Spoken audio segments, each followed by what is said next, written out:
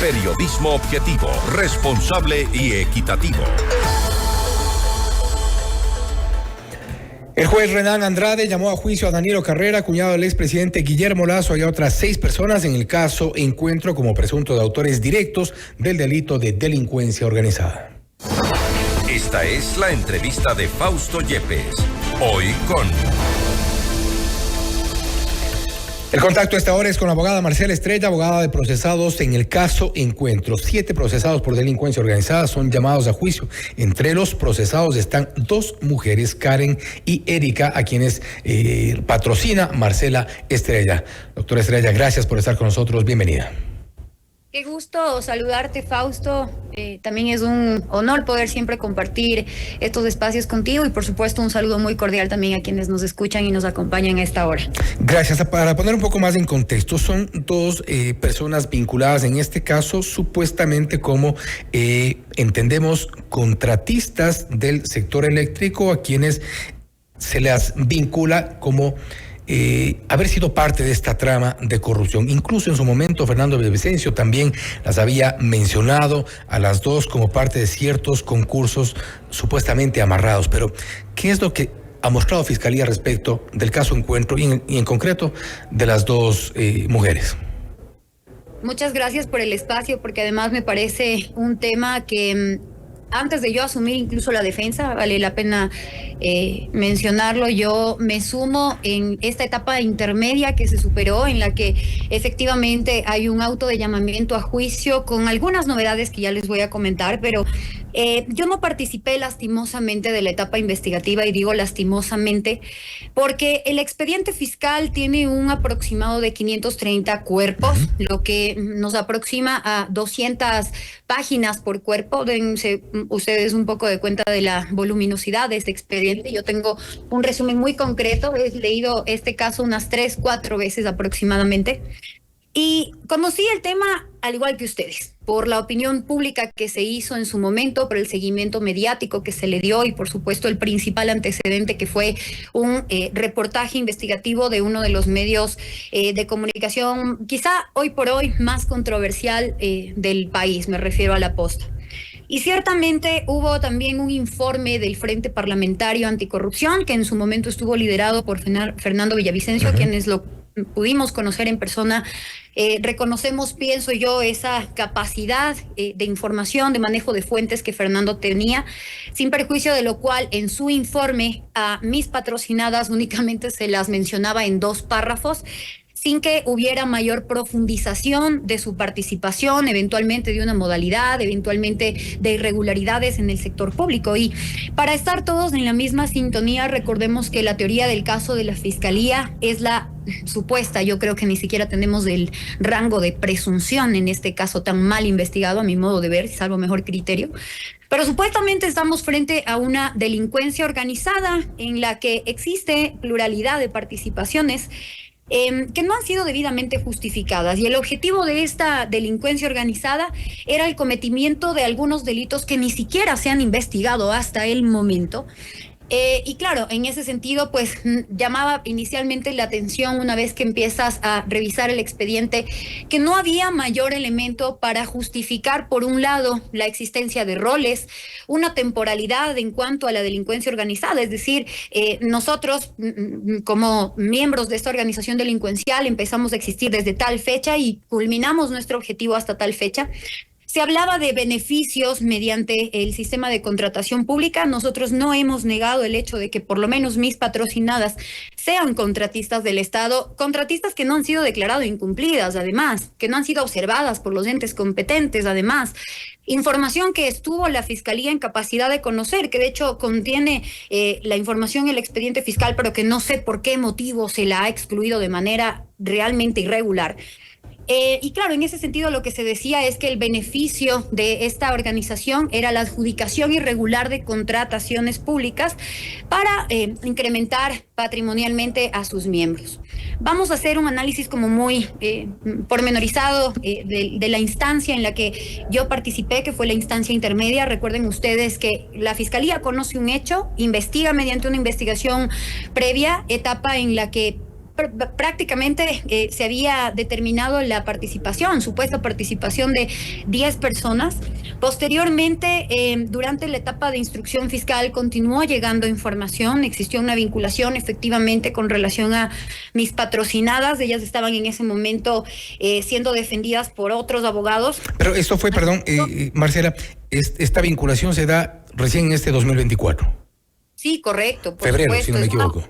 Es una investigación que además nace en marzo, febrero del año anterior. Porque creo que es importante también, sí, para poner un poco más en contexto y dado también el poco tiempo que normalmente tenemos, lamentablemente, en las entrevistas, pero es importante, hay dos personajes clave, digamos, dentro del caso Encuentro, que son Danilo Carrera, como cuñado del expresidente Guillermo Lasso, quien aparentemente tenía estos contactos dentro de los sectores estratégicos, y Hernán Luque, que era el gerente de la empresa coordinadora de empresas públicas, EMCO, es decir, quien de alguna forma manejaba todo lo que ocurría dentro de las empresas públicas. Y allí, desde entonces, cuando incluso saltó estas denuncias de la contratación de Amazonas Tankers, por ejemplo, si recordara también, había estas dudas y hubo un audio inclusive en el cual se hablaba de un reparto de más o menos $150,000. Desde ahí se desenreda un poco y comienza a indagarse sobre los contratistas de ese momento y quiénes estaban, quiénes estuvieron, quiénes posteriormente, y hablaban de un operador, Leonardo Cortázar. ¿Qué relación tiene con Erika y con Karen? Yo sigo haciéndome la misma pregunta, Fausto, porque lamentablemente las preguntas básicas que a un estudiante le enseñan en primer semestre, qué, cómo, dónde, cuándo, por qué y para qué, no han sido solventadas con la suficiencia probatoria que me hubiera esperado yo en un caso de esta envergadura, que por lo menos a la opinión pública se le vendió como un caso emblemático.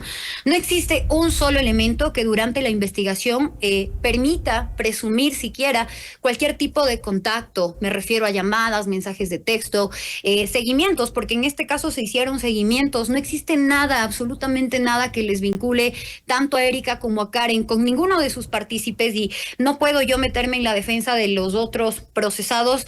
Ciertamente existen nombres muy polémicos como el excuñado del expresidente de la República, el señor Carrera, y lógicamente que a ellas trataba de alguna manera involucrárseles por medio de la participación de Cortázar. Se había sugerido por parte de Fiscalía que ellos habían direccionado absolutamente todo para que los contratos fueran favorecidos. El problema es que si nosotros nos ponemos a revisar con minuciosidad el tema de la contratación pública, sobre todo las contrataciones que a ellas se les adjudicaron, encuentro varias novedades, y es que durante esta audiencia en la que Fiscalía formuló su acusación haciendo una individualización supuestamente de los hechos, de los elementos con los que contaba, lamentablemente nos salta un solo elemento.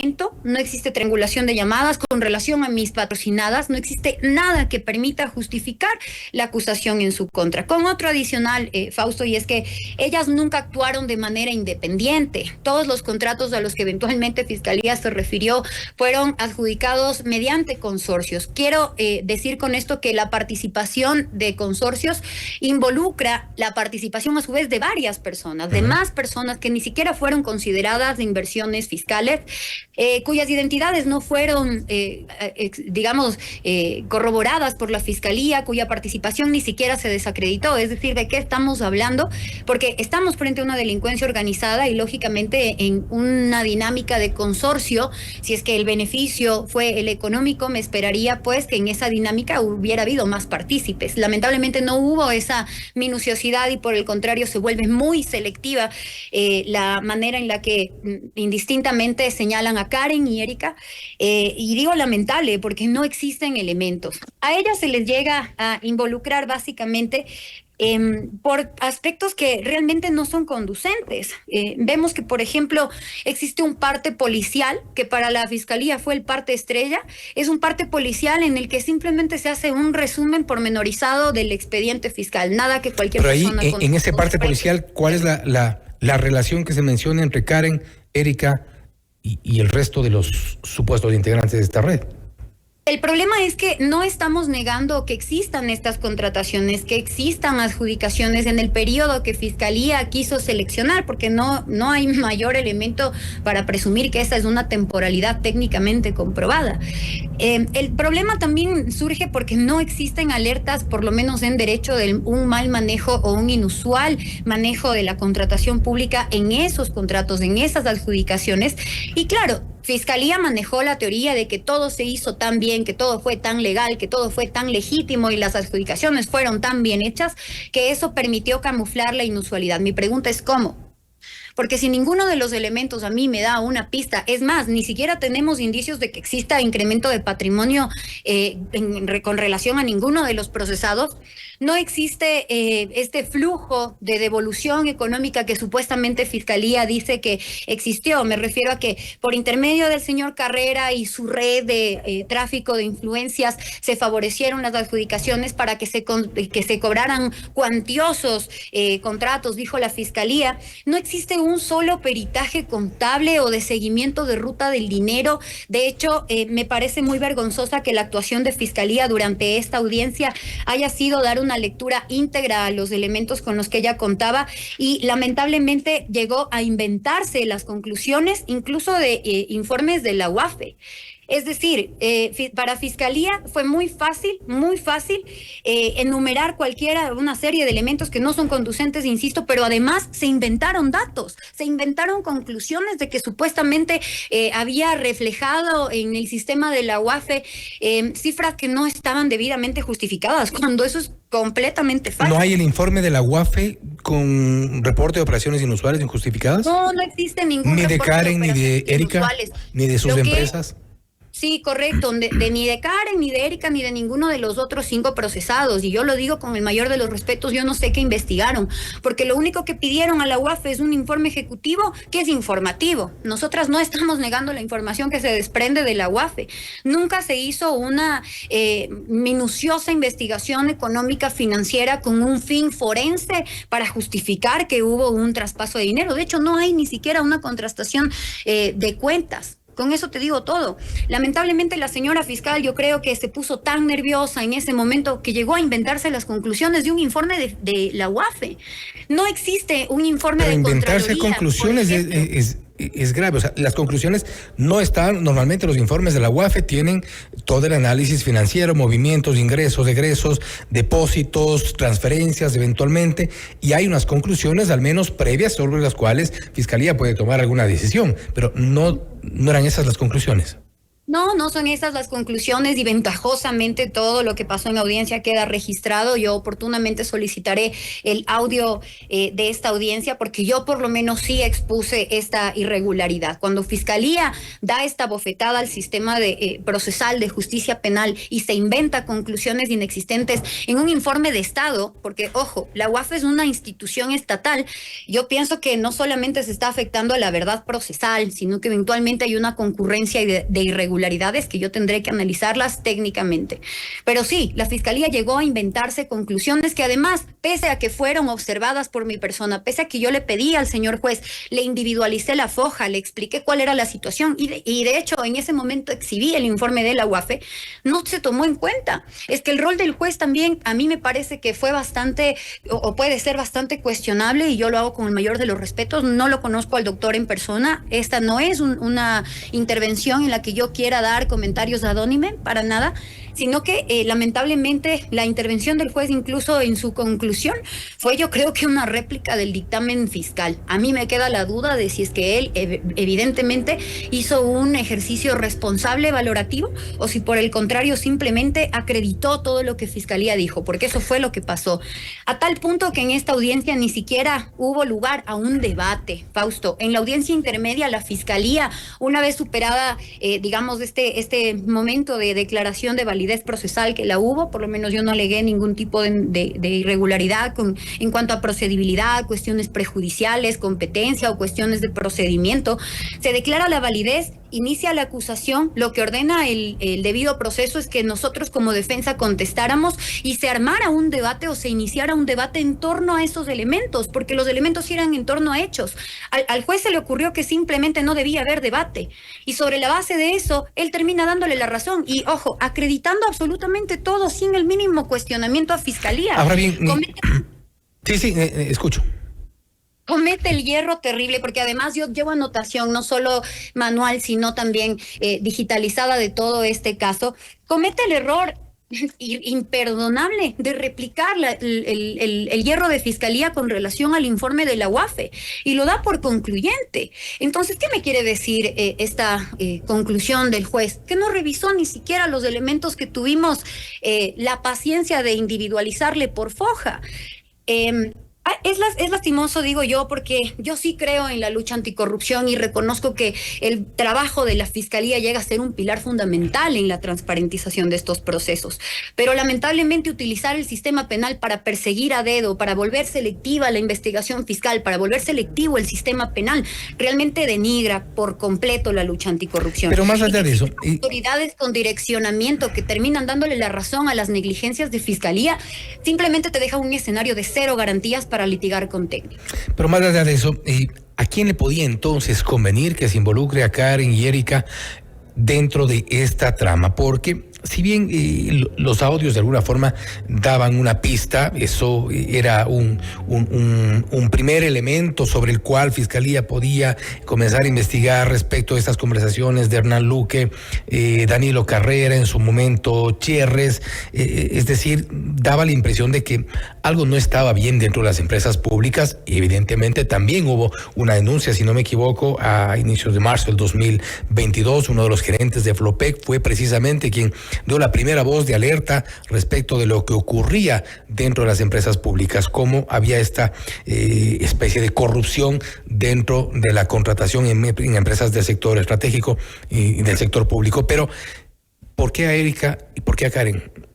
Porque lastimosamente no es lo mismo hablar de una investigación periodística que de una investigación fiscal. Y lo que hizo la Fiscalía es replicar lo que eventualmente se puso en su conocimiento por medio de la posta y por medio del Frente Parlamentario Anticorrupción. Como te digo, en la posta no se les menciona en absoluto a ellas, más allá de los videos que oportunamente se compartieron y se replicaron además del informe del Frente Parlamentario. Que yo no puedo criminalizar el rol periodístico. Ojo, está muy bien, si es que los periodistas encuentran algún hecho inusual, tienen que denunciarlo, pero aquí la responsabilidad era de Fiscalía y Fiscalía no agotó la investigación. Ella esperó, y qué pena tener que mencionar a Anderson Boscan, pero Fiscalía esperó que Anderson Boscan le diera construyendo un caso. Para mala suerte del país, Fernando Villavicencio también falleció trágicamente y no hubo posibilidad de hacer una contrastación importante de la información que él obtuvo. Entonces Fiscalía nunca profundizó y si es que ustedes se detienen a analizar el contenido de este expediente fiscal, es lo que sucede. Fiscalía esperó que la posta le diera un caso y lo que tenemos es simplemente una réplica de una investigación periodística que no tiene mayor sustento forense, que no tiene mayor sustento criminológico, de la que no se desprende lamentablemente la corroboración de inusualidades. A Karen y Erika le mencionaron periodistas y es que yo no participé de la investigación y en este momento la situación de mis clientas es tan compleja porque a su anterior defensa no se le ocurrió mejor idea que estuvieran prófugas, a tal punto que ahora el proceso para ellas y otro de los, no quiero caer en hierro, son 7 procesados, únicamente 2 van a juicio. Para el resto se suspende el proceso. Para el resto no hay posibilidad de ir a contrastar la información en juicio porque lamentablemente es un delito que no puede ser juzgado en ausencia de estas personas.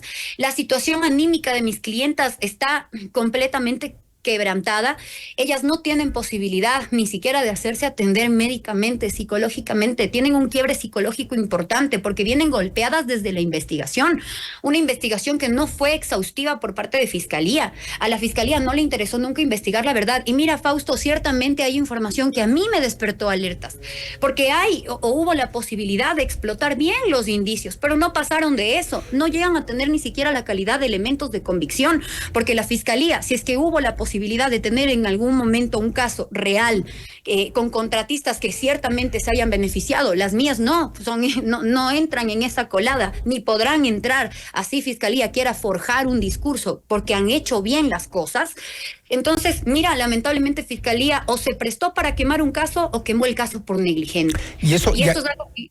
Y con eso justamente quería terminar, Marcela, porque hemos visto algunos datos, evidencias y parte de la teoría de Fiscalía en distintos casos. Me refiero en particular al caso de Danilo Carrera, en particular también hemos escuchado la defensa de otros de los procesados, pero da la impresión ya en términos generales, para hablarlo de esta forma y no dirigirnos en cada uno de los casos, porque habrá que individualizar también cuál es la teoría de Fiscalía en cada una de las personas procesadas, pero da la impresión, al menos la impresión que yo tengo, respecto al caso Encuentro, que es una mesa a la que le falta una pata.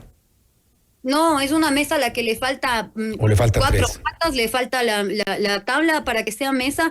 Y te soy sincera, quizá este sea el primer caso fuerte, grande, políticamente hablando, que yo cojo. Pero si es que es así como Fiscalía está investigando sus casos emblemáticos y es así como está vendiendo a la opinión pública casos completamente mal investigados, entonces ¿a qué nos atenemos? A impunidad.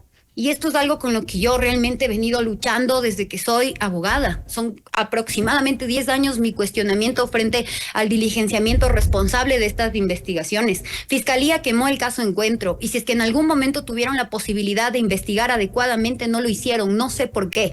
Qué pena no haber intervenido en ese momento. Qué pena que la anterior defensa de mis patrocinadas les haya hecho acogerse a silencio reiteradamente y que faltando unos días para culminar la instrucción fiscal se les haya ocurrido pedir un par de elementos que, ojo, ni siquiera tomó en cuenta ni la fiscal ni el juez. Existen informes periciales en contratación pública, no uno, varios, aproximadamente 4, que desvirtúan en ese sentido cualquier inusualidad, irregularidad que se pudo haber dado en el marco de la contratación pública.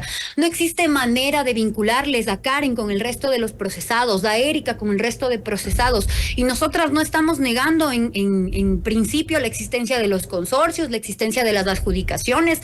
Yo se lo dije al señor juez y a mí me apena muchísimo que no se haya dado la categoría de importancia que ameritaba el ejercicio valorativo, pero incluso el juez desnaturalizó el delito, y yo quisiera saber eventualmente la opinión de varios de mis colegas que sí ejercen seriamente la materia penal, porque ahora resulta que para delincuencia organizada no es necesario demostrar los roles, no es necesario demostrar algunos factores que configuran el delito, y el juez termina dándole la razón a la señora fiscal. ¿Será también?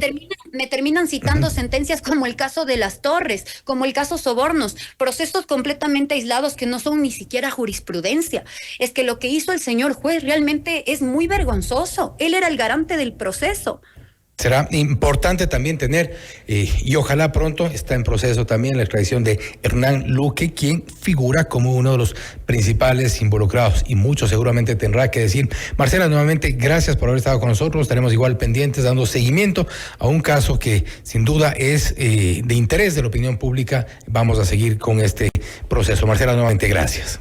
A ustedes, muchas gracias por el espacio, y yo también seguiré informando en mis redes sociales. Claro que sí, ha sido Marcela Estrella, abogada de procesados en el caso Encuentro. Los 7 procesados por delincuencia organizada han sido llamados a juicio. Entre ellos se ha referido Marcela Estrella a 2 de sus defendidas, son Karen y Erika, 2 empresarias que habrían sido contratistas del sector eléctrico. Según la teoría de la defensa, no existen elementos que conduzcan directamente a presumir una culpabilidad o una participación en el delito de delincuencia organizada. Esto es Notimundo Estelar, siempre bien informados. Inmediato.